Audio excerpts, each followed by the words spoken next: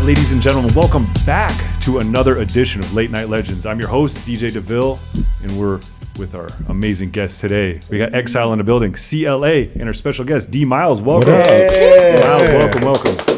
Oh man, we got some Vegas villains in here today. I love it. You know, because like honestly, you know, a lot of stories in this. Yeah, I love it because it's one of those things like we're all veterans, and you know, actually, I think when it comes to Vegas years, I'm the rookie. Because I haven't been here that long. How long you been here for? Like on and off for like 6-7 years. Oh wow, that was like 15. Wow. Yeah, I haven't been here that long in Vegas years. Yeah. Wow. So, yeah. Okay. Like I've traveled all over the place, but you know, it's you know, obviously D Miles, you've been here a long time, right? Yeah. But you aren't here anymore as technically as like a full-time resident of Las Vegas. I'm in like a crossroads where I'm deciding if I want to like fully move back. But for the last 2.5 years, I've been in Phoenix.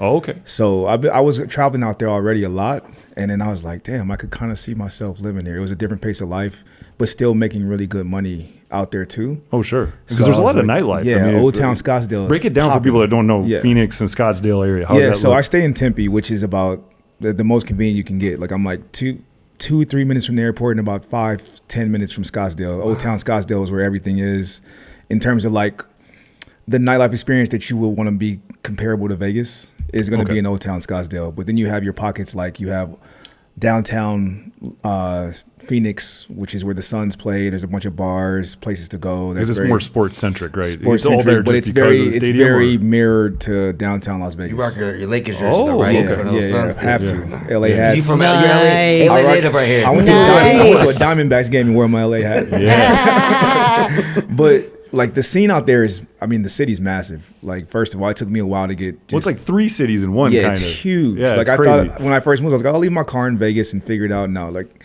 after about a month, I was like, these Ubers are crazy. Like I gotta have a car out here. Wow. Like, cause you got to think, you got Scottsdale, you got downtown Phoenix, you got Chandler, you have Mesa, you have Glendale, which is where the Cardinals play. Okay. It's a massive city. Like a massive city. You're in the middle of it. Yeah. So you can. Yeah. So I can kind of maneuver really, really well. But in terms of the scene, I think I was in a space in my life where I wanted something a little more quiet. Mm-hmm. So I was like, let me get out of the constant energy of living in Vegas. Yeah.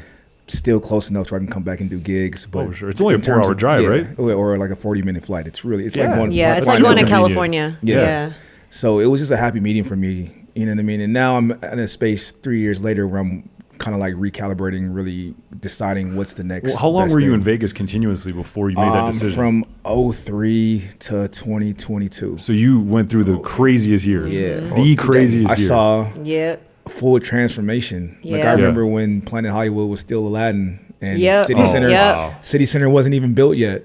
Yeah, you know, I forgot what it was, but it was like some weird casino with like a little train tracks on the front of it or something. You know what I'm talking about? Do you remember After Hours called 7? Because that's where it was. Yeah. So I moved in 2004. Whoa. Yeah. So, MGM has the theme park, right?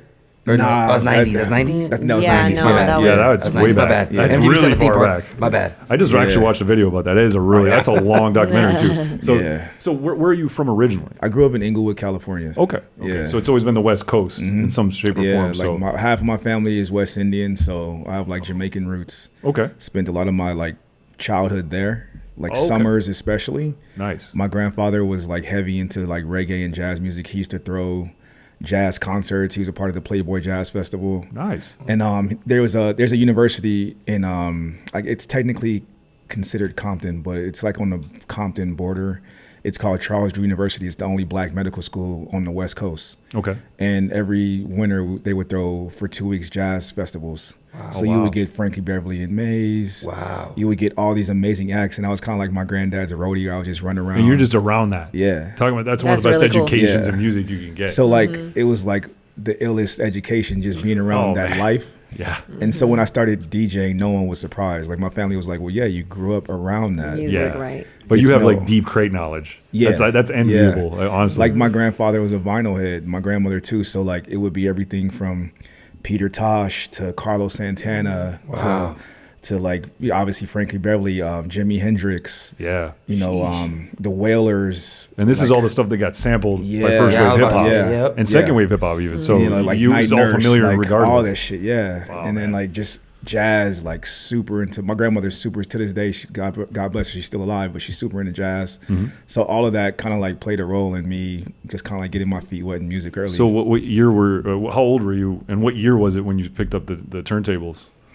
I want to say the first experience was probably 9, 10. The first thing I loved was drums. Okay. Like my grandfather got me a drum set and like drove the neighborhood probably insane. Yeah. I was in the backyard. You're just so lucky. going I've always crazy. wanted to play drums. And Yeah. I was like, nope. That's what my mom said too. I got a saxophone. Yeah, I had the drums.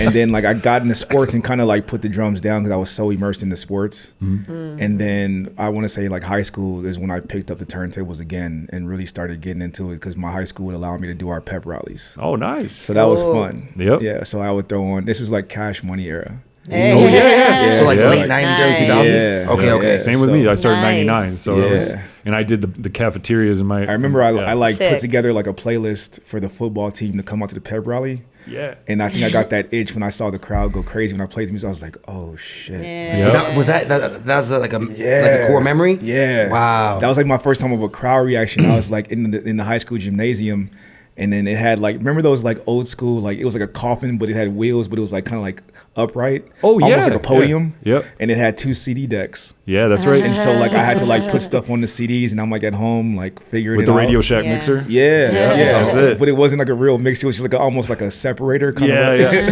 know exactly. And that was like my first like taste of like knowing what it's like to make people like react to something. And then after that, I was like, damn, like That I was like the this. point where you felt like, That's a oh, I powerful- want to be a DJ. Yeah. Yeah, it was Seriously. like a drug. I was like, oh, Yeah. I can like be here and control. Like I have Yeah. control. Like people reacting to this. I can do this. Like Something You're money like can't you're buy. literally a it one-man fucking, band. like snapped in my head at that moment. I was like, yo, this is.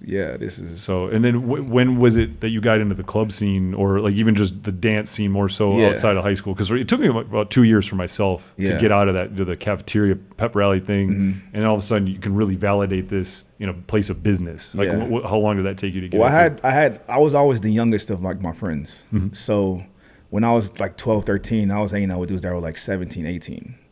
And they were always like into like the party scene, throwing parties, throwing pool parties. So then they're like, well, let's let the little homie come. Yeah. And like, But yeah, I mean that's like a 6-year separation too. Yeah. You're young, And I'm like really shy because when you're the youngest, you just don't feel like you belong. right? And so it kind of just was my way of making me feel like I belong somewhere. Like even though I don't have to talk, I don't have to interact with people, I'm just playing music and they were vibing to it. And it kind of just it gave me the confidence to just know that like I'm doing something good, right? Like Oh, absolutely. like as a kid, like I have siblings, but I didn't really grow up with them. So I mostly grew up an only child. So my way of expressing myself was always through some form of art or sports or something like that. And right? it brings people to you, right? Yeah. Because I was a wallflower. Like I'm an only child too, so like I needed something. Because I remember like the cool girls in the senior class. I was a 10th grader, so you get the cool girls coming up asking for songs to me. They want to talk to me all of a sudden. Yeah. So it's kind of that's a validation too. Like, all right, cool. And even in high school, like Yeah. I was the guy, like my grandfather was into tech early. So I was probably the first person on my block with a computer. And growing up, I didn't even know what it was. Oh yeah. But he definitely had a Macintosh and he had something else. But I remember it had a CD burner. So I was the kid like burning CDs, Yeah. going to Mixtapes. school and selling them for like $1. Yeah. And like Sick. coming out every week with, oh, this is the new Snoop, or this is the new, you know what I mean? And I had a backpack full of them. And they're coming back to you, so you're DJing through distribution. Yeah. So that's kind of cool too. And then I finally I think I got a car. Now, my aunt traveled. She was an educator. So all the women in my family, a lot of them are educators. So my aunt would be gone for weeks at a time. And she had a 1985 M3. And I learned how to drive on that thing. And it was a stick shift. Yeah. Yep. And so, and it had an insane sound system. So I'll be like bumping that shit to school. And like that would be like me Plus promoting you're a whatever DJ, CD. man. You're a cool kid now. You were the coolest kid. Yeah, it's kind of cool, man. But amongst all this, I'm still shy as hell. Yeah. The only reason I'm cool is because one, I'm playing sports, and two, like music. Right. If I didn't have those two things, like I would be like a fly on the wall. I promise you, bro. That's so I crazy think most because DJs are like that. I was super shy. And Yeah? I always tell my friends too, I'm like, I can't believe I have a career where like hundreds of eyes are on me, but I have to be okay. But like inside, like when we first were like playing in front of all this these day, people like- in the main Well, do you guys room. get nervous? Oh, I absolutely. get nervous every time I DJ. Same. Absolutely. To this day, like it never Yep. fails. And if I Never don't. I fails. get excited. I get for real excited too. I There's don't like a get that moment nervous. where I'm just Yeah. like, But they say okay, like like, nervous is and this Yo, I gonna get go well? terrified every time I play Yeah. still to this day. Is it right before you guys gig, or is it like while you're gigging? It's like, right before. Right before. It's right like, before? When you're plugging in and transitioning. It's like Yeah. I equate it to because I played basketball pretty much my whole life. I always tell people it's like that moment before the jump oh, ball. okay, I see it. Yeah. Once the jump ball happens, I'm in it and I'm good. That's it. It's yeah. automatic But after Same. that. Those moments before where I'm just like in my head a little bit, but once I get going, I'm like, okay, Yeah. ultimate confidence. Okay, okay. You know? Same. It's Because crazy. you It's just like a don't switch know. goes off. It is. Yeah. Like Yeah. the brain really has some interesting muscle memory there. Because I always get nervous before when I stand on stage. I'm good as long as I can hear the monitors and I hear the ambience of what's going on. But it's like that 5 minutes. It's like the Eminem knees. Yeah, yeah. Knees weak, palms are sweaty. I'm just That's man. exactly Go rap what it, it go is. rap it, Spaghetti. DeVille. Go rap it, DeVille. But it's crazy how like I think that I've noticed that when you're an introvert, you do have to like punch through that, and then on stage, Yeah. you're just a different person, and Yeah. it's a transformation, and I love that. So now we've kind of painted that backdrop. Now I want to know what made you decide you wanted to jump into Vegas. Like what was that? Like what brought you there? Oh man, so when I want to say I was 18, graduating college, and then I wanted my goal in my mind was to I want to play professional sports. Like that's it. Then my freshman year of college, I ruptured my Achilles. That's the worst injury. Oh, Like talk about like painful. Like Yeah. it was the worst of the worst. And then I was like, okay, yeah, sports, it's not going to happen. Let me focus on getting my degree and just kind of like going that route and figuring it out from there. Sure. And then unfortunately, I grew up in an area in Inglewood, California, where it wasn't great, right? So a few of my friends passed away to like gun violence and different things, and I started to feel like, damn, like I'm kind of lucky to be alive. Like I started having survivor's remorse, right? And so I sat down with my grandparents. I'm like, I think I need to get out of here. I think this might be the best thing for me is to get out of the city and just out of this environment, right? And they were full on with it. So I had a few options in terms of schools. And then I decided to transfer to UNLV. Oh, okay. Oh, you went to UNLV? Yeah. Oh, wow, I did not know that. Okay. I got my degree from there. Nice. And in broadcast journalism. Okay. And then Nice relevant degree, too. I interned, yeah. So I got, and it was more so like I was decent at writing, but they had more of a program that focused on like television production and music production. Oh, yeah. And so I think the summer of 2004, I had to get an internship.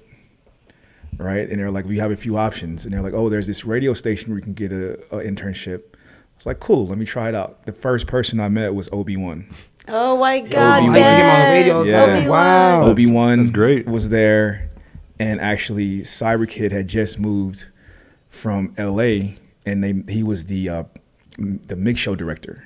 Okay. So they were the first What two station is people. this? This was 97? Nah, it was Wild 102. Wild 102, okay. Yeah, but they were a Clear Channel station, and then when Clear Channel got bought, when the merger happened or whatever happened, when Clear Channel went to iHeart Radio. Oh yeah. That was a big merger. But there was like a thing where like the station turned to a Latin station, full time. Oh, 99.3. I heard about that. Yeah. I remember Yeah. that. Like a year or something Yep, like that. Mhm. Yep. So when that happened, before that happened, actually, like those two guys kind of like took me in, and they were cool, and I would follow them to their gigs. And Obi-Wan, God, man, I miss that dude. That dude, like, his sets were so nasty. And I never forget, he had a night. Remember that club, OPM? Oh yeah. At Caesars? Over at Caesars. They had a Sunday where they did reggae night. And Obi-Wan was That's right, he used to play there. Yeah, Obi was the headliner, and I would go just watch him, and I would be, like, amazed. All on vinyl. Wow. And he was nasty. Like, so nasty. And then Was it dance hall or like reggae? All dance hall. Oh, yeah. wow. Yeah, I But remember just that. a lot of that his stuff was vibe only available on vinyl. His vibe was Yeah. crazy. Yeah. White labels, he was Yeah. just nasty. And then obviously Serato happened, and then he was on it, and I got to know CyberKid well once Serato started developing. And I couldn't afford it yet, so I remember I was still collecting vinyl, just like getting my feet wet. I already had a bunch of vinyl from LA. Okay, yeah. So I got all that vinyl here. Luckily, I had a truck where I could like lug it all. Yeah. And I was doing like gigs here and there. And then, do you remember DJ Connects? Oh yeah. Yeah, I just actually Asian bumped kid. into him a month ago. So I remember Yep. DJ Connects was at the radio station too, and he used to do a late night show on Sundays. And I don't know if it was weekly, but he would do 6 to 10. And I was still in the space of like collecting vinyl where everyone else was starting to get on Serato. Oh, yeah. So I would just hit up guys like, yo, are you trying to get rid of your vinyl? I'll buy it. Oh man. And then I remember Connects, I never forget, he was like, bro, like, just buy me like a pack of cigarettes, and you can come to my house and raid my vinyl. Wow. I was like, word. That was awesome. Yeah. So I bought him like a big ass Wow. case. Like it came with like 32 little individual things of cigarettes. And I was in his house for hours, bro. I think he like even left, and I was just picking out vinyl. And I think his girlfriend was there. Like I was just in there just vinyl digging for hours, bro. And I never forget that moment. Like God bless him, he did that for me. Yeah. And then I finally got the money to like get Serato, and then my first library came from CyberKid.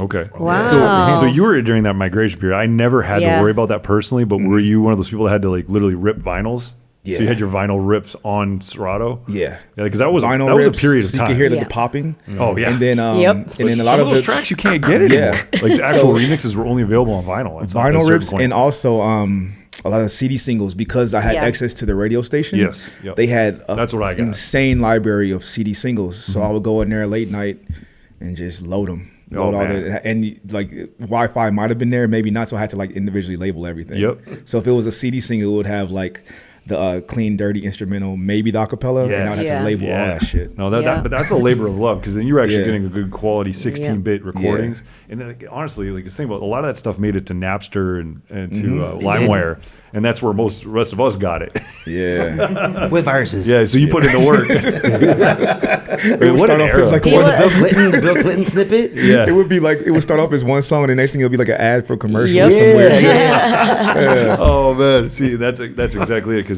I know a lot of people that got their entire start on Serato through Napster. So that was an era. So I mean, so you're actually, that's one thing I can relate to a lot about too, is the traveling. Like you've moved your life in order to better your circumstances and your opportunities, right? And it's a big jump. It's scary. It's like jumping on an airplane and hopefully you got the parachute on right. Yeah. And it sounds like you really bumped into some amazing people along the way. So they're all kind of like parts of the railroad track and making things happen. And you obviously are transforming your career, whether you realize it or not. It's all turning into who you are today. And I want to kind of talk about, like, this is what the bigger picture I want to talk about all of you is, we're kind of dealing with it right now because of the tariffs and the challenging economy situations that are happening, and making decisions based upon that, but also seeing what's going on around you and how you manage that as a professional. So the first thing I noticed is I wanted to kind of set the conversation off by, like, I was DJing in Wisconsin when 9/11 hit, and nightlife completely changed. And all of a sudden, like, the mood went from I'm going to party Tuesday through Sunday to you're lucky to go out on a Saturday night. Yeah. And that was like that for a while. So you guys were here. I don't know if you were here during 2008. I was, 2008? Yeah. I didn't see this myself because I was oblivious. I was broke as a joke in Orlando at the time. Yeah. 2008 hit because everybody knows the Great Recession 2008, and that heavily affected. It's still resonating in the city to this day with certain hotels and certain things like that. What was the temperature and how did you manage? I want to talk to you because you were here at the same time. I want to know about this and how you interacted with each other. How did 2008 affect nightlife from being such a crazy peak, such a red hot market, to just being ice cold for a while, and then it went back up again? How did you manage that? I think in the moment, I don't even know if I noticed it until after, and I saw the residual effects. But in the moment, I think I was so like tunnel vision with trying to just be successful that I didn't really see it. I think I was in the same boat as him because we we got got hired. I think you were first. D got hired a month after me at TAO. Okay, so we're TAO this is 08, fam. 09. Yeah. This is like 08. This was 08. In the middle of it. That part, like what he said, like I didn't notice anything around See, me. I I was notice just it either. grateful to get gigs. Yeah. And like I always got gigs. And again, our old boss, Omar, like put us in like different rooms. And I remember back in the day, I'd work every Thursday, Friday, Saturday. Yeah. I never had nothing like, what am I, like nowadays it's like there's 50 million DJs and I'm like one shift like out of the month. And I'm like, how did that happen? When I used to work, we used to work. Like I'm like, what is going on? But you're talking about residual effects. So talk about that residual. Like then, was it a delay like a year or two afterwards? Because it takes a while for it to go into the economy. I think the residual effect was I went from seeing, like, let's say if I'm in the club and on a Thursday night at TAO, right? I might be opening for 5, or I might be in the opium room or in the lounge, and she's open, Carla's opening for 5 or vice. Every room's open, right?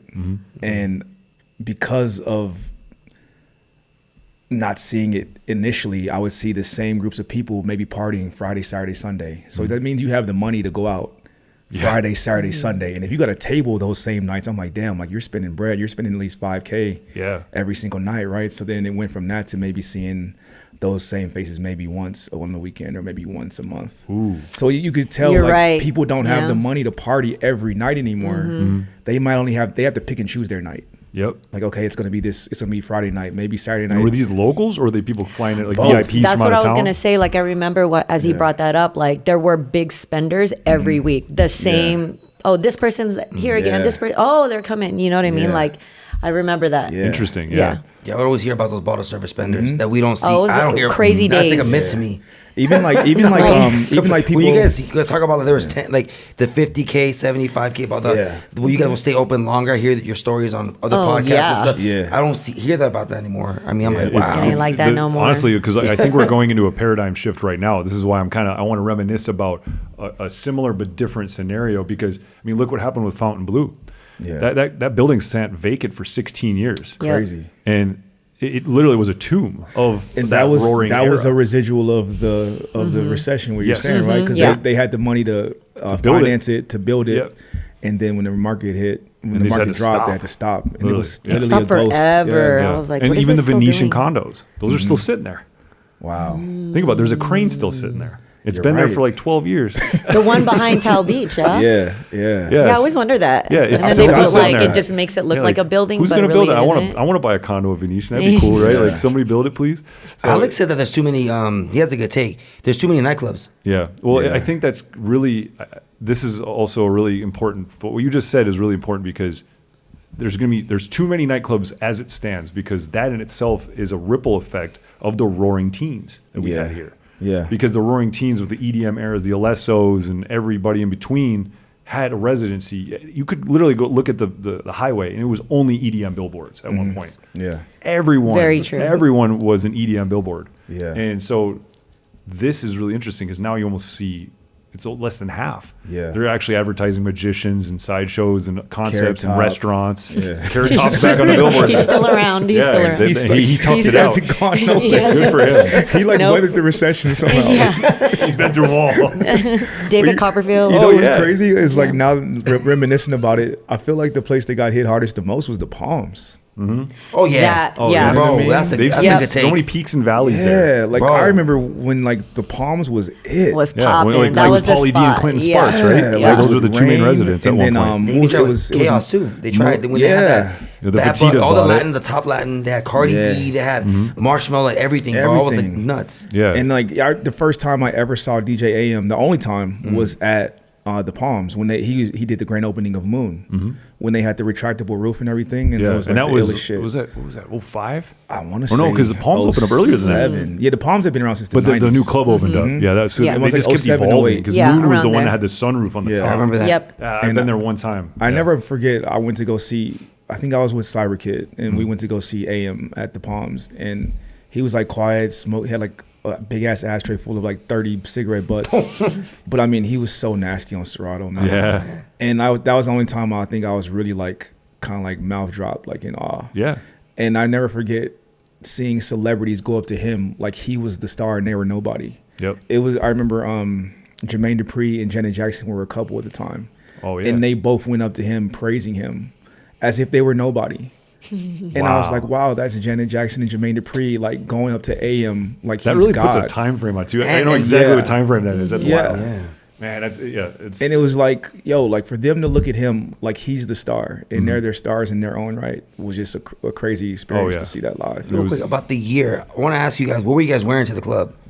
Oh my God. Right? Didn't they make fun of that on like that was TikTok like and the- Isn't it Instagram? crazy Like, though? oh, why do the old millennials look like they were going to Dressed the like- office? Well, I'm just But saying, like that's that was what- dressed like a unfortunately. substitute That's teacher. not better Yeah. though. I mean, Oh, 1000%. Because dude, when I first was 21, I had to wear a button up. Oh, yeah, I was Yeah. definitely Yeah. buttoned up. I got my. All the guys had to wear collars, You're not talking about t-shirts. 06, 07, right? Okay, Yeah. so Yeah, this I is mean, during that that- during yeah, heat up early before the 2000s. crash, Sneakers, right? no Timberlands. That was right when I Yeah. first got. I got No my first. kicks. The guys was have to wear probably nice wearing, shoes. like, a pair of, There like- was- Oh yeah. Nope. I was definitely wearing Honestly? some hard bottoms, maybe some like Cole Haan or something, some Steve Madden. No, but you, remember that was Steve Hardy. Yes, Steve Madden. Or no, Steve Hardy. This is Ed Hardy. It was Ed Hardy era. Ed Hardy jeans. Ed Hardy Christian too. Audige Christian came Audige out. I'm jeans. dead. I was spending like $300 on a T-shirt because this is the first time Yeah. I started Yeah, that making a was bag insane. as a Okay. DJ. $300. No, because I was getting $600 I was still cash shopping in Burlington. every You were single like, night. oh, I'm rich. On a Saturday night, and this is the first time I ever made money as a DJ. Like I was back in Wisconsin. This is I was making nothing, and all of a sudden I'm making $600. Okay, so Yeah.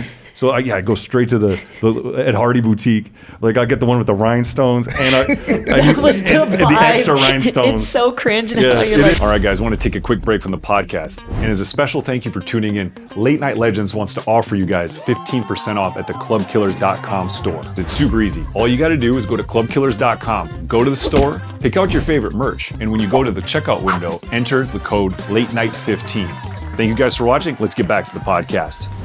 In Vegas, you had to. I remember the first time I partied in Vegas was 2009 after the recession. I was like, why did I get such a good deal to come here? Because I wasn't even thinking about that because all of a sudden everything came to a screeching halt. Yeah. And I got to stay at the Wynn with a Delta round trip ticket for $700. Wow. I was staying at the Wynn Encore. And then we went to, and the clubs were still popping. Like, don't get me wrong. I mean, we went there on like a Thursday, or I think it was the first night was a Thursday. I got to see T-Pain, and it was absolutely packed. But the tables were buy one get one. They were actually being really aggressive. Wow. So like, Word. this is in a time where you had to like, just negotiate. You didn't have to like say anything special. Say, hey, I want to buy a couple extra bottles. They'll give it to you, and because they needed to make that money because they already saw those, like what you're talking about. Those spenders were going down. They had to keep that cycle moving, and especially if you showed up early, you're getting 4 bottles for $2. It was awesome, and so honestly, it was a great value. But it's still at the time you don't realize it was the crash of 2008 happening. Yeah. And then so things are still moving. Life finds a way, right? And then I think that was when all the clubs got smart and they started doing industry nights on different nights. Not everybody's open on the same time frame. Yeah. Not so it's a collaboration effort, right? So it's Yeah. really smart that they did that. But then you're starting to see the shifts go down, right? So now you're not seeing as many reoccurring shifts. I mean, it was a slow drip, right? It's not like it happens all at once. Yeah. How did you see that from an agency's perspective, or even as a sole proprietor? I mean, was that a slow drip thing, or were doors just boldface closing on you, or how does that look in those scenarios when it slows down? It was definitely a slow burn. Like I think, I'm trying to remember everything and put it into perspective. I think there was a shift. Obviously, the EDM shift happened, but Yeah. the main shift I noticed that I wasn't a fan of was when you didn't have consistent resonance on a certain night. I think that like one of the things I've always respected about TAO Group with their Industry Thursdays is that it was 5. And it was Yeah. that way for what, 15 forever. years? Yeah. Oh, he was the 5 only person on main, Thursday? On Thursday, that was Yeah. his Because night. I was night? after that. It was no, a no, rotating no. He was group. the main, Yeah. like me yeah. and Darren and whoever else. Yeah. I forgot who Would else open, right? But would it was open and always close, 5. but it was always And 5. it developed And then Saturday was always Vice. Vice. Whoa. And then Friday And was then- like Reach, right? Oh From yeah. New York. Do you guys New York. Do you guys like that formula? Yeah. Better than Yeah. consistent music changing? I'm I don't genuinely know. asking. I don't know. I haven't seen it be that way or consistently that way. I've in never a seen it long like time. that. I've never Yeah, noticed But for that's that how it was time, back in the day. It gave talent an identity. It gave it an in that room, identity yeah. and it gave And- it a sound. And So, I was gonna yeah. say that, so you Yeah. know what yeah, you're gonna you know what to get. expect. The DJ is Friday, the brand, Saturday, Sunday, brand and then sound. Like- even Lavo Sunday was Vice Sundays. Yeah. And like for us as the openers, and I loved it because I think that's with us. Like for me, I always looked at I was the student of. That's why I feel like I'm as good as I am, and I understand, and I've seen them go through stuff. Yeah. And before I was a headliner, like Vice and Five all the time, or even Crooked had, Yeah. like there were always those certain DJs. It was so dope. And Yeah. learning how to open for these DJs because everybody has a different style, and I'm not gonna open the way I did for Five than I will for Oh, yeah. Vice. Yeah. So for me as a learning as a DJ, that helps strengthen my skill. So Yeah, and like watching Five, because Five, I think he grew as the brand grew also, and I think they needed each other. Yes. And so it was smart for them to be like, hey, we're going to do every Thursday. Worship Thursdays is your night. And I watched Five become a star, right? But that night was a star in itself too, because it was like you knew what to expect. They catered to like locals, Like, and he had the playlist that was exactly perfect. It was the only thing to do really on a Thursday night. I think Trist was still because there was not much nightlife competition at the time. Yeah, I think Trist was open on Thursdays, but it was TAO. Trist, wow. Yeah, TAO was the that was number one. Yeah. Okay. And I love that, and I love knowing like if someone were to ask me, "Yo, what's good on a Thursday?" Like, go see Five, bro. Okay. You want to go listen to it? And it was so hyper concentrated because like when you only got one club open, the whole city goes there. Yeah. Yep. You actually have a line way out the door outside the casino, and it would be every room was busy. Yeah, imagine the buzz on. Yeah, that. like back in the day, like main room, the side small room, Opium, and then even TAO Beach At during night, summer. open, That was popping, packed. Well, if you're Opium new was to, if you're packed, new to and main room was Vegas, packed. Opium Room is an unknown. I didn't know about Opium Room until I did a corporate So Opium event Room there. was like a boombox of Marquee. Yeah. It's like a side room, And and it it was was low so ceilings. Franzen was it, right? fun. Franzen Yeah. was there too as well. Low so ceilings, fun. carpet. Was it all hip hop? I heard it was all it was hip hop. mostly It It was like a You banquet could room. actually, I felt like it was a house party. You could just do what you gotta do. Yeah. And whatever, I'd just have- make everybody I'd dance, have people poppin'. come in and be like, "Dang, it's better in here than main room." I'm like, "Really?" And then there's like a big person in the main room, but it's just that like cool Intimacy. Yeah, it's small just So a you're a different real feel. DJ. That guy was probably a producer that had one hit. Yeah. Well, but honestly, chance. You know, Or it was still like one happening thing, right? nowadays. Yeah.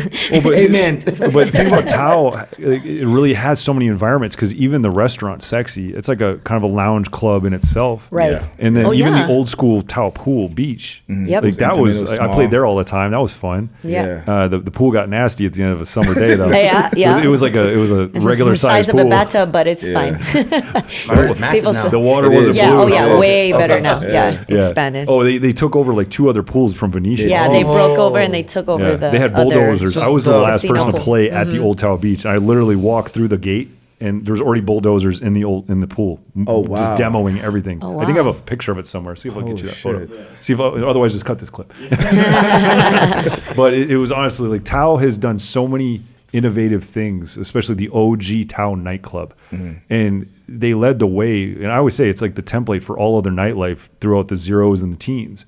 Because the parades and the celebrity appearances. I mean, when Kim Kardashian blew up, she was always doing the hosting there. She was and always celebrity at events. TAO, yeah. And that kind of led the way. That went hand in hand with the Nicole Richie, DJ AM. Yeah. That all kind of turned into a spiral in itself too. And I got to just watch this from like the TV perspective. I got to saw the videos on the internet because I'm just from the Midwest. I didn't see any of this in real time. Yeah. So that's why I find this really interesting. When you first came here, was it all that it seemed? It's was it funny. like- The first time I came to Vegas, it really was everything that I expected. And like we were just talking about this off camera before. The first time I went to Lavo Brunch, it was like a teen movie. Everything's in slow motion. Like DJ Vice is playing. Eric Deluxe and Five are standing in the corner like they're hanging out, like geeking out on Vice playing. And I'm looking around. There's literally a girl straddling her own oyster basket thing. It's like fresh oysters. She's just dancing and stepping on them. She's got 2 bottles of champagne. They have reinforced tables so you can dance on them. Yeah. I mean, it was literally a movie. Both guys and girls were able to dance on Yeah, the tables, which yeah. that's rare because guys are like, guys get down, Yep. but they Yeah. encourage They let it everyone happen. to get up And- there. and Yeah. that- I think was the first an time innovation. the first time I went to Lavo Brunch was, remember the party rock brunches Oh my gosh, yes. with LMFAO? Oh my no, God. I already know. Were you here Oh my for? God. I can't even. I That can was a imagine it. Oh my crazy God. time. Yes. Oh, Like 20. they had LMFAO the party rock Ray-Bans with days? the party Yeah. rock in them and Oh like my God. Yeah. all the like neon stuff. I missed the that era so zebra much. stuff. Like it Yep. was insane. Oh my They had Party God. Rock Mondays as well, right? That's what I was gonna. Were you ever? I was 2021 right there. Like, Yeah. I couldn't Yo, get that it. time was And because it only lasted so insane, long, the bro. electro. Yeah. Party rock was the hair metal of EDI. Yeah, that's a good take. Absolutely. Yeah. Then it got heavy metal after that. Think about it, because then it evolved. And that's the other springboard that Vegas had. Because that little down period, from my perspective, it didn't last very long. 'Cause No. then all of a sudden the rush of EDM happened. And Avicii blew up. Swedish House Mafia blew up. And everybody realized they could cash in on it. And all of a sudden you had super clubs. I Excess honestly- opened up. Yeah. I honestly think like, and I don't think it was on purpose, but I think the success of Party Rock Mondays forced Excess to do something. Because I remember Party Rock was killing it. They did their Party Rock Mondays. What was it? Once a month or every other week? I want to say every Monday, wasn't it? It was insane. And Yeah. then I remember Yeah. Wynn was like, "Fuck, we got to do something." And then they booked Diplo. And then all of a sudden it was like, oh, like okay, there's competition. Yes. And that's what Diplo started blowing up. What year is this? Give or 10. take. I think it was 10 or 11. Yeah. Okay, yeah, 2010. so That was when Yeah. Diplo did the Dell commercial. And Yeah. everybody was calling him a sellout. because he was wearing a suit because he was the hipster kid, and then all of a sudden he's wearing a clean suit and he's like all clean cut doing computer commercials. That was like, and then all of a sudden he got super. Then he just blew up. He was a household name after that. And then I think if I'm not positive, but I know it was like Diplo one night, maybe they have like Major Lazer on the weekend, but that party on a Monday was directly in competition with Party Rock. And I think the Wynn felt like they had to do something. I don't know if it was a coincidence, but how I saw it, just living in it, was like, okay, Party Rock's killing it.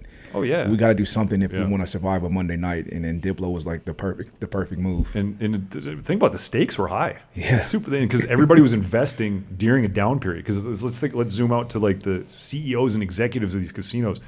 The economy crashed, but we got to spend $50 million on a club. Yeah. Really? Is this a smart idea? And they did it. Steve Wynn had the vision. Yeah, I was about to say Wynn's the only one that built the big casino deal during the recession. Yeah, they punched through it because they had Encore. Encore just opened up, and then they were in the middle of building City Center with the Aria. Aria was barely getting built. They went bankrupt twice and still got through it. And I stayed there when Aria first opened, and the wallpaper was still drying on the walls. Nothing was working. Damn. And the Crystals Mall wasn't open yet. So, but then obviously, they started. There was a club that was opened up in there, the Eve. There was Eve nightclub that opened up in there. Damn, I forgot about it. Yeah, It was in the Crystal Shops, right? Club. Yeah. Yep. Yeah. I now remember there's that a store spot. there. Dang. Yeah. Hollywood was the. I think I played there resident once. Yep. I think I might have opened for like Eric Deluxe there one time. Yeah. Yeah. But it was like it was narrow, right? It was like very narrow. It was when you Ava walk in. Longoria's club. Did it have? Oh my God, that's Did it have stripper right. poles in there? I can't remember. I just remember it was a donut. It had the worst acoustics. It was horrible. It was- There was yeah. not one good sounding area in that club. Yeah. So it just sounded like a big echo chamber everywhere Yeah, I you were. remember Eve. Damn, I haven't heard that name. Yeah. Wow, that's crazy. I know, right? I think it was open for a year. It was like chaos. Yeah. Same thing. I wanted to ask real quick, my bad, is get into all these rooms.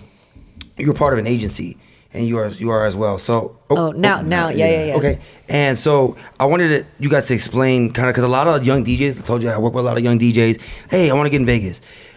I feel like a lot of places in other parts of the United States don't, maybe like Miami, New York, Chicago, big cities do it, but like LA maybe not, small towns, you're from the Midwest.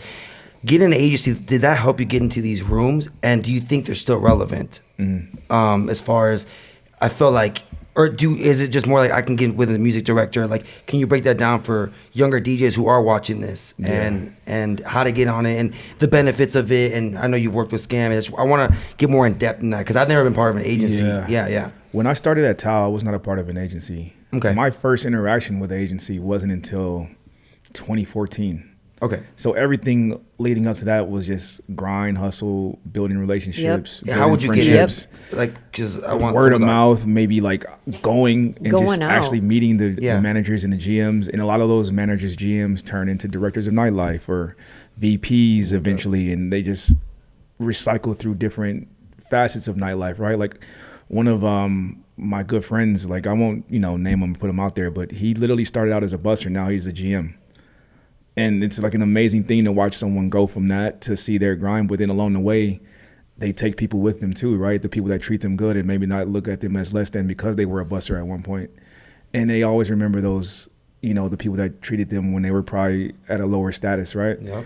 And I've gotten gigs based on that, like guys that I knew that maybe were doing security, but then later on they turn into doing something with booking and it all comes full circle. And even some of the people that have helped me along the way. Maybe I've helped them in some kind of way. It's all like kind of not necessarily transactional, but you just look out. Yeah. You look out for people. Genuine. Yeah. And I think I've gotten a lot further with just being a solid person and having good relationships more than an agency ever has done for me. 1,000,000%. I was going to say that for me, and I always tell people it's like it's networking. It's going out and hanging out with, the people at the club. And if they're... Exactly. We've seen a lot of bussers turn into managers or to GMs. That's and it's crazy. like awesome. Yeah. I was never part of an agency in the beginning. Same thing with D, like grind, just going out, networking, getting to know people, being humble, being nice, talking to people. And like, that's just how it was. But and have you ever seen the lockouts? All of a sudden an agency takes over an entire situation. Do you ever experience a lockout because you weren't on that agency? You couldn't work at that venue anymore. I think later on, just like D, like I didn't get involved in the agency till like later. Like my name, and I'm so grateful for because we kind of quote unquote grew up in this nightlife scene that like our name, because the older, like DJs or people who still work in nightlife know us, that they know us personally because we've hung out, party, or whatever it is, and then given us that opportunity to be like, hey, I'm going over here. I want you here. You're perfect for this room, D Miles or CLA or whatever. And it's like, wow, like that's awesome for them to think about us because we've been there and seen them. Nowadays with agencies, yes, like, you know, and I tell people now, you know, it's not as easy how it was back in the day. Like, you think it's easier before? I think so because especially it's in all their about cases, 'cause they- all about yeah. relationships, because now agencies have contracts with certain like clubs. So it's not like going up back in the day and be like, hey, here's my deck and here's my mixtape. Like, can you listen to this? Or back in the day, how I got into TAO is I auditioned. I had to audition. They put you on? Yeah, like Omar's like, hey, I want you to come on this date, prepare in 1 hour set as if you were in main room. And because I've hung out there for so long, the vibe then I've already. listened so much that I'm like, I know what they play here. So I created a set, song for song for song for song. Wow. Played there. I knew the GoGo Dancers. This is when GoGo Dancers was dope back in the day. And like, I knew the girls and they knew I was, you know, auditioning. They came down because his thing was get the girls dancing up top. And because I knew the, you know, like dancers, Yeah, and like he's like, energy. oh dang, because he didn't know I knew the dancers. Yeah, that's great. Yeah. So it was perfect. But that's part of your like that relationships. was the thing. But nowadays you can't just audition.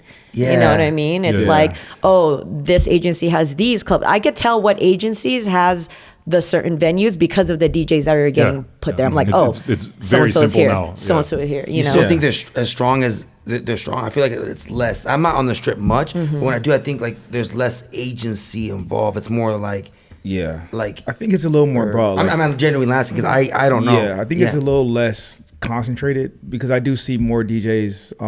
At least in the spots that I'm playing at, I see DJs from different agencies playing at the same venue. So I might see some guys from Scam. I might see some guys from Blackout. I might see some guys from the East Coast that may be a part of 4 a.m. Okay. Or different places, you know, but they're all playing at the TAO Group venues. I know that there was a point where TAO Group was strictly Scam. Okay. Like it was only Scam, but I think they have broadened, and I like that. Like I think I think good it's to, wise like, for any music director to experiment. They need to. Yeah, because you get tunnel vision. Yes. 'Cause I've been a music director, and if you always just stick with one roster, Yeah. think about how much talent you're not getting. I was gonna say you Like- get a different sound from different. If you're from the East Coast, Yeah. Oh, you're yeah. gonna get a different sound. And West we're Coast, tourists or- over here. We get tourists Absolutely. everywhere. Yeah. And also independent contractors. Yeah. There's a lot of talented dudes and ladies that are not on any sort of agency. Yeah. And Yeah. you're just not even giving yourself a chance to book them. So Yeah. I think that's really interesting. And so I think that one of the things, like, you know, honestly, one of the things I've had frustrated, I just want to kind of cap off what you guys said is it's a momentum based thing, right? You have a lot of momentum being in Vegas for so long and building those, it just keeps snowballing and getting bigger and better. And I learned that the hard way personally because I came into this city as a veteran DJ, kind of stubborn, like, oh, I should just be able to get booked. And I got stonewalled. I couldn't get a gig in this town for like a year. And it took me a long time to get settled. And then I ended up going back out of town during COVID, and it reset all my momentum that I did have. So I've learned that again. So like just simply leaving for even 2 or 3 years, you know, obviously COVID was challenging for everybody, but like I learned that like, okay, everybody that I knew was no longer in those positions at all. So it's like, I don't even know where they went half the time. So I had to like start all over again. And it's been a really hard learning curve being in this city, in this industry. And, you know, I think it's really cool that like, obviously you've been able to bounce between different metro areas, which I travel and I do a lot of those things, but using Vegas as your home base. I mean, when you talk about like the quality of life, you said you like the slowdown of Phoenix. Yeah. So I'll piggyback on what you said because I went through something very similar. So 2021, 2022, I was working, but not how I was working 2017, 18, 19. Like it slowed down, still good enough to where I can take care of myself and be comfortable and travel when I want, but like not like the 5-6 day work weeks that I had, right? Day and night in the summertime doing doubles and all those things. So I was like, okay, like, is it me? Like, am I like not on point at how I used to be? Like I had to like do some soul searching. I'm like, damn, maybe I'm not as good as I think I am. Maybe I need to reinvent myself. And so like still traveling amongst that, I'm like, okay, maybe reinventing myself means stepping away.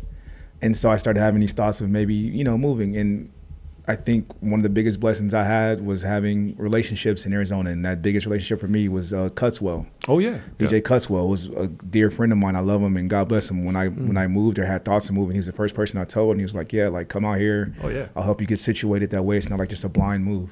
Sure. And he looked out for me in ways that I hope I can repay him one day. But he really looked out for me, like helping me get booked right away, helping me get immersed in meeting the right people, and it took for me to do that.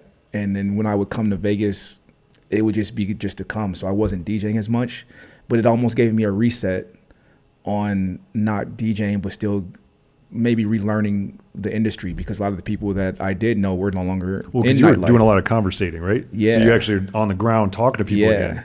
But then, like, you know, a lot of the hosts I knew were gone. A lot of the door people I know were gone. A lot of the VIP hosts moved on or might have moved to Miami or whatever. Yeah. So I had to like relearn all of this culture again, right? But moving away and still being able to make money and coming here and just to do that gave me the confidence to come back and work and be comfortable working, because I felt like I had to like relearn everything. Like, no more music directors. Like, what the fuck happened to that? Like, I didn't know. Like, I kind of want to like get into that real quick. Yeah. Is when I'm driving, and I see CLA, D Miles, Vice, Five, DeVille. I'm driving. I'm like, cool. They're at that club. I'm not gonna say names, but when I see certain names or certain things, is Merit still around on the strip? Has how do I ask this? Has people who gotten into rooms that don't belong there, and I don't mean like hate, like a hater at all. I mean like that don't really belong there because they haven't. It's clout based, not skill based. yeah. Like you said, when you got into TAO, you were opening and closing. You were actually not even working there first. You would just go in there and hear the music, and you learned. I feel like a lot of people are going in there and just because they've been DJing 4 or 5 months, or they have the plug or whatnot. Has that always existed on the strip, or is it newer now? And I'm not gonna come off as a hater. Just it's not fair to people who can really own those rooms. And at the end of the day, it is a business, and the music is very, very important. Me as I book DJs, if you're my homie but you're not good and you can't the bar's not driving, it's not holding the crowd, I can't have you. Yeah. So not to make it long, is Merit still around on the strip in these big rooms and whatnot? And you don't have to say names or nothing. Has it always been like that? I think Merit's still there. I think there's so I'm a huge fan of comedians, right? I'm gonna make something parallel. All right. I'm a huge fan of comedians. I think that their grind is very similar to ours. They travel by themselves. It's very lonely. Like, there's no school you can go to be a comedian. Either you're funny or you're not. Like, there's nothing. We can't take a DJ class. I know they have them for technical skills, but there's certain attributes that we have that can't be taught, right? Some things are just natural born that all of us have, like reading people, being like a good, okay, I see a group of women on the dance floor, I think they might like this. And then if you see that they like that, you tap into it, right? That's a skill set. And I think that if you have that, you're going to always find work and you're going to be good. The connections that you have may get you in the door, but your skill keeps you there. And I think that that's in any field, right? Like in acting, like I might watch a movie and I'm like, damn, this dude is not that good. He's no Denzel Washington. He's no Al Pacino, right? Yep. The movie might be okay, but I'm like, damn, if Robert De Niro were in this, you know what I mean? That would be an amazing movie if you replace that. But this movie is still made and ends up being good, right? But the longevity comes with the skill. So like the people you see that are doing it, that are acting for or comedians for 20, 30 years are the guys that really put in the work and stuck around. But a lot of people come and go along the way. Okay. And I think DJing is the same way, right? Like I've seen a lot of DJs come and go. Okay. And a lot of them might have had relationships, but those relationships only get you so far, and then your skill keeps you there. I completely agree. Yeah, because it's tough sometimes because you guys actually put in the work, and it's not. Sometimes I don't. It's not fair. Life isn't fair, right? But I question it. Yeah, no, for real. And there's a lot of that. Along the way, you see who really loves it. And I'm not talking about celebrities. I'm talking about like guys who like, what? How did? Yeah, because celebrity at least is gonna bring revenue, right? As a business owner, I'm like, hey guys, we know they're trash, but hey, they're gonna bring me 50,000 at the bar and 2,000 people. But I think that's just how it is too with social media. Like this girl, I'm just gonna say girl because I'm a girl, has maybe 50,000 more followers than me and will get booked. And like last month, she decided to be a DJ, and then she's posting like these pictures with headphones or whatever it is. And then they book her and she can't hold a crowd. And I think with me, with the experience and knowledge I've have in the beginning in my 20s, I'd probably be so mad at that. You know, like what the hell? But as I've gotten older, and as Dee said, like we've seen so many DJs come and go, but longevity, and we obviously are still here, and so grateful we're still here and still relevant in our own ways. But like, yeah, like that skill set will show, and they've come and gone. And then now I look at it as like, oh, okay, if you want your 15 minutes of fame, cool. Everybody, there's so much pie out there to go around that there's no like lack. But that's also too because I've grown within me as a person to understand that like, you know, we all want to get into stuff and because that's the trend and that's it. But then again, on a certain level, especially in like Las Vegas, you want to get on this level, yet you just started on whatever. I don't know, like I said, when I see like because COVID happened and then everybody could be online, doesn't translate in a club. 100%. But Exile, think about this too. On the defense of the people that are booking. Devil's advocate. Yeah, exactly. So here it is. So think about it's DeVille's advocate. I like that. Hey, we got to do that one every episode. Should be a air horn. I need an air horn button. But when it comes to we're going into a time of social media where micro celebrities are a thing, and micro celebrities weren't as prominent as they are now. So you have to give them a chance to see if because you still have to sift through that just the same way you sift through really talented DJs. Of course. So you might find that gem that's actually a micro celebrity that has a crazy micro super following, like a cult following, and they can actually hold it down. I think one of those people is Shaq. He converted from being just a celebrity. He's not a micro celebrity, but a celebrity, period. Yeah. That just transitioned his world into DJing, and he has. I'm a huge Shaq fan in general. Well, not to attack him, but that's a huge celebrity. I was talking about more of the smaller, like the world, like the Instagram models, and I'll say it like that. Yeah, like some of those. Like I said before, but some of those are okay. Actually, I've seen some good shows because they might be good on the microphone. They might have some really great components. Maybe they're not because DJ's easier than ever now. With people can echo out now. But hold up, did they start without a sync button on their controller? Well, but there's actually because you know what I'm saying. Like even just slamming a track, if you can program a set and just timing slam wise. through it, I'll take that as long as it keeps the party going. Because if you're there to actually see a celebrity, your perception is it's more of a show instead of a club environment. Yeah. So you already have a different vision of, as a consumer, of what it is to because enjoy yourself. The crowd is not looking at them as a DJ. They're almost looking at them as an artist. There's an aura. Yeah. Like, because, I see these people because I'm a fan of them for whatever reason. And I think that is the one thing about DJing versus any other industry. Like if I want to go to the NBA, I have to play high school ball. I have to play college ball, maybe. I can go overseas for a couple of years and not get drafted, right? There's like a due process. Yeah. We are in an industry where there's no due process. Yeah, it's so true. Right? Oh, absolutely not. So because of that, it can be frustrating for someone that hasn't put in any work but still has the success because there's no due process, right? And I think that's where the frustrating part comes in. Yeah. But it happens. I've seen it happen, and it's okay because there's still lanes for it. For what we do, I think that we're in a lane that just can't easily be replaced because we're going to always be in demand. I think open format DJ's never been more valuable. We talked about this before. Like the stock value of a talented veteran, multi-genre, multi-era DJ. If you know everything from the '60s on up, and that's the thing about like when we were young, disco was 20 years old. Right. Now what's 20 years old? Katy Perry, Justin Bieber. Crazy. Yeah. Think about this, but we know all of it. Right. So that's what's so great. So we can go in any room and we could rock a prom all the way to a party for really old people. Yeah. No, it's true. But it's crazy, true, right? man. Like corporate events. Like I love doing corporate. Yeah. Because I can literally play 40 years of music in one set, and that's a beautiful thing. Yeah. Yes. So I really enjoy that, and to talk about the financial part of things too is, do you have any? When you moved from Vegas, was the financial side a component, or was it just the lifestyle of wanting to calm down? Did you think that going to a different city might give you some better chances to level up because like when you get stuck at a club, you get stuck at a rate, and you're like, man, I can. There's no way to ask for a raise. You're just stuck there. Yeah. Versus like breaking that pattern, going to a different metro area, renegotiating because you're fresh. Did that give you some opportunities there? How did that work? I would say financially, it's relatively the same from here in Phoenix. Okay.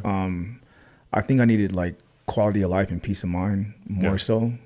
And it's a lot of times it's where you're at in your life, right? So I was at a space where I was valuing my peace more, my mental health more. You're also sober too. Yeah, and all those things came into play. So I had to like take that into consideration. Where can I thrive with that?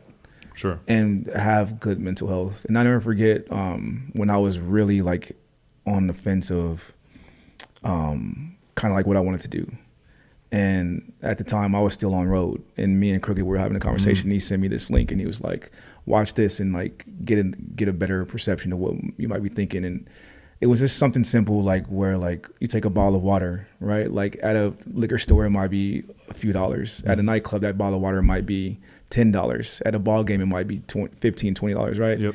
The same product has different value, maybe where it's placed. And sometimes we have to go where we have value. Yes. And at the time, I didn't feel like I had the same value here. So I needed to go somewhere where I had value.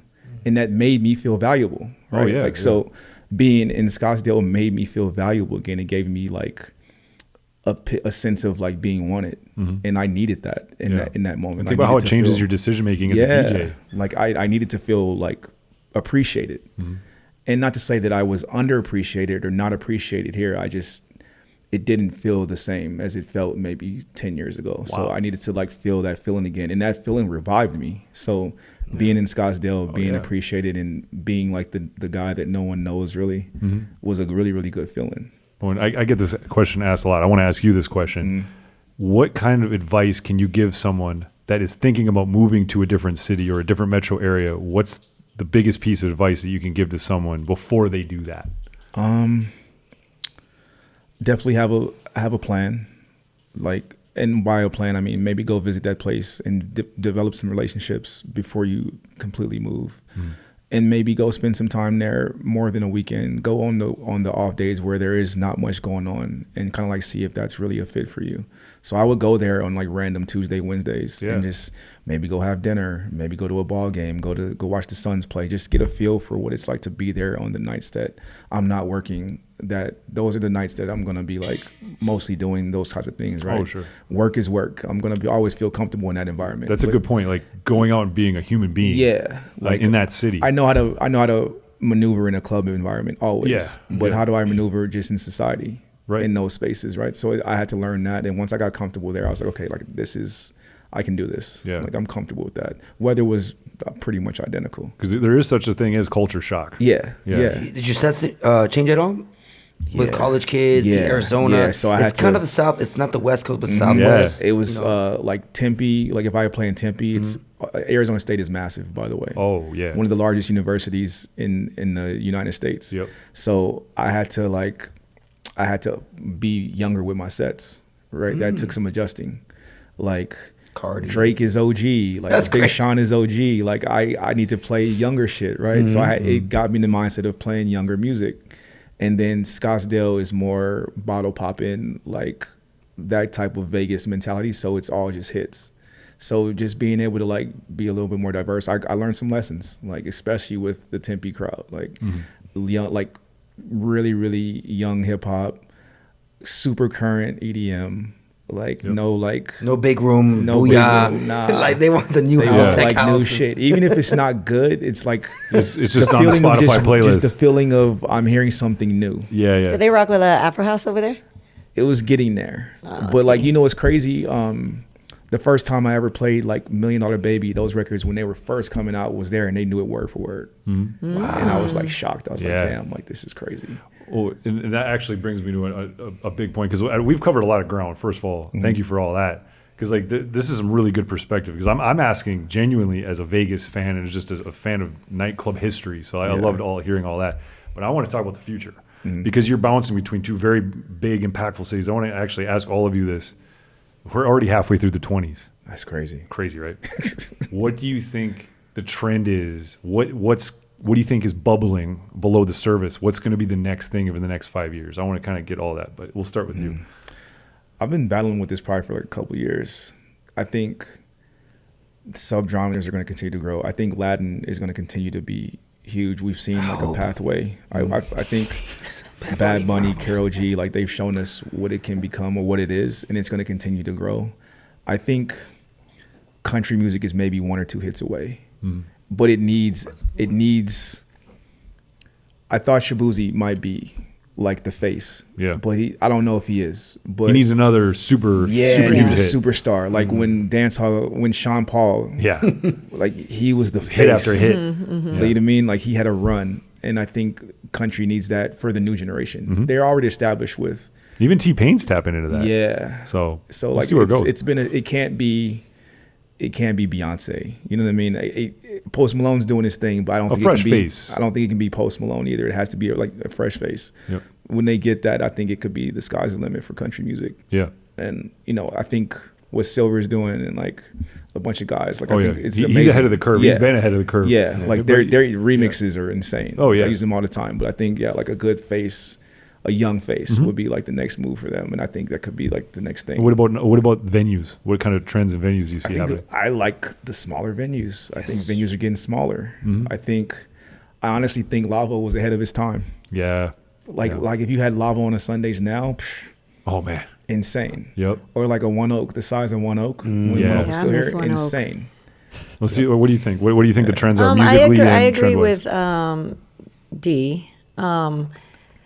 With the whole country, because I realize even with like some of my friends, I'm like, oh dang, you like country? I never even like knew that. But then like I also try at certain venues that to incorporate some country in my set, but I don't know if it's because I don't play it so much to even, will this work? But then like Silver's edits, I've tried that. I remember being at Day Club, at Marquee Day Club. I want to say it was either earlier this year or end of last year, but I think the rodeo is in town. When was that, this year? And I went in and I think I opened up for Mike Attack, and I didn't know it was like a whole country theme. And so I was like, am I supposed to play country? Because I don't have like enough country to play. But it ended up the night before, I ended up downloading like 20 tracks of like, Roadhouse's edits and like the redrums, the remixes. Yeah, and like luckily I had that. I sprinkled it in, and like because people were there knowing it was like they took to it. I never listened to any of them, and I just like blindly threw it in, but I was like, well, whatever, like I'm just gonna do it. But then at the end they're like, good job. I was like, thanks, I didn't know what I was playing. That was the first time I ever country is its own did world. You know what's crazy too about, not to cut you off, Yeah, I'm sorry. no, What's dope about country is that it's giving other tracks life again. Like Big Girls Don't Cry by Fergie. Yeah. That's very country sounding. It is, and it's true. amazing. Or if you play like even the early Avicii with Aloe Black, like those records, like very country sounding. So I'm able to play those records and give them life again because of the popularity of country. It's all context. I love that. That's great. Yeah, I think the edits for me, it has to be the right edit, 'cause, to be able to like mix it in there. I don't know. And I look at this younger generation and I like listen to, because I watch a lot of YouTube, and like those YouTube parties that are in your apartment, or like they choose like a clothing store or whatever the hell, like you know what I'm saying, and they're just vibing, with their friends. But like the remixes that they put, yes, it's like say our generation songs, like but then they have their own like instrumentals to it. I'm like, that's a vibe, you know what I mean? Like, but to me, I'm like, I don't know if that will translate in the venues that I play in. I think, again, when it's venues, what he said, I love the smaller rooms. Big rooms are great. Yes, it's fun. But sometimes the energy, it is like a little bit harder and more of a skill to hold a big room. But like a small room, I love the house party feels. It's moving. It's just like, ooh, and it's small enough, and it still you can feels actually like see and family. high five your friends. Oh while you're doing that. it's like, hey, like Commonwealth Rooftop. What did you think about it? I love There's Commonwealth. only 250 people. That's only 250 people. By the way. Exile, tell them what Commonwealth is. Like, some It's people a don't know. Like spot downtown, so not big room, not bottle service, and we have Latin Rooftop. downstairs and the rooftop vibe, which is open format. Yeah. What did you think about? It's I know you're gonna be there too. It's exactly what we're talking about. It's like you can really put your personality on that room. Versus having to stick to maybe like a sound because of the big room energy. Big room energy causes for big room music a lot of times. But at Commonwealth on the Rooftop, I can do that, but then I can also play some B-sides, and I can also play some album cuts, and I can also do some different things that I may not want to take that chance with in a big room, right? That I can chance, do some you can let your experience shine. Yeah, like I can play Drake and Kendrick, or I can also play Frank Ocean, or I could play big room EDM, I could play Clarity, I could play all these different things, and it's going to translate in and the crowd's just gonna receive it. Yeah. Well, Exile, what do you think? Like musically and venue-wise, what do you see trending in the next 5 years? Dance music for all these kids is gonna be huge. It's huge. It's gonna be the year for dance music, even more. Not like Avicii or whatnot, but all the tech house, techno, Like the Dom Dollars. And, all the side quest stuff. Yeah. As much as I'm not into it, it's I see it everywhere. These kids are gonna love it, and bottle service to the kids. I'm just talking about the younger generation. Oh, absolutely. To them, it's like yeah, and smaller rooms and open format with, like I said, country, like with everyone having Spotify and Apple Music and social media, it's gonna merge all together. Yeah. Everyone can listen to Morgan Wallen, even I can, and Bad Bunny and Drake and Avicii in the same night. Yeah. That's my take on what's gonna happen. And I really think that one of the biggest things we're going to continue to see is social media continue to be even a deeper factor in what successful means as a DJ. Yeah. I keep bringing him up, but Prappa is doing a really good job. I think he's a really good template. Yeah, my boy just booked him. Yeah. His social media game is on point. But not only is he a really good on social media, he's got a good personality. He's got really good production, and he's a DJ. He literally checks every box.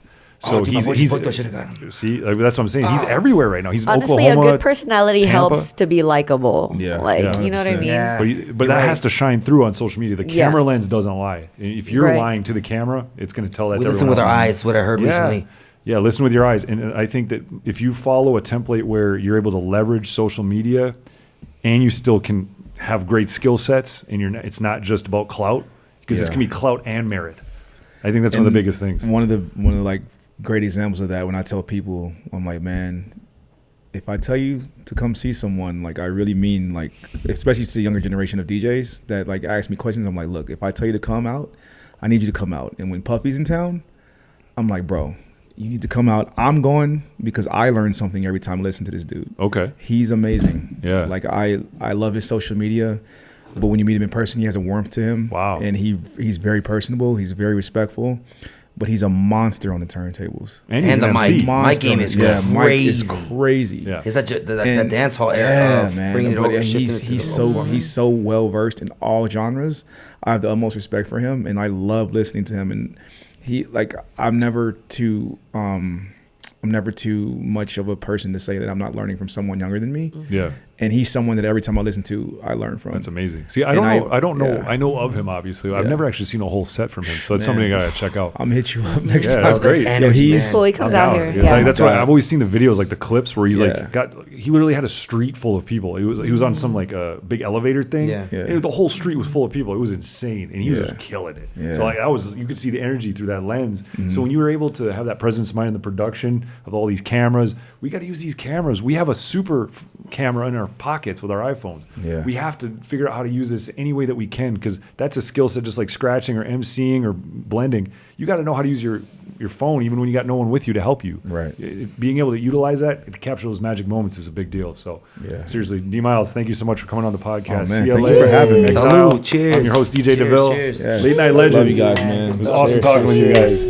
Late night legends, late night legends. Direct from Vegas, it's the late night legends.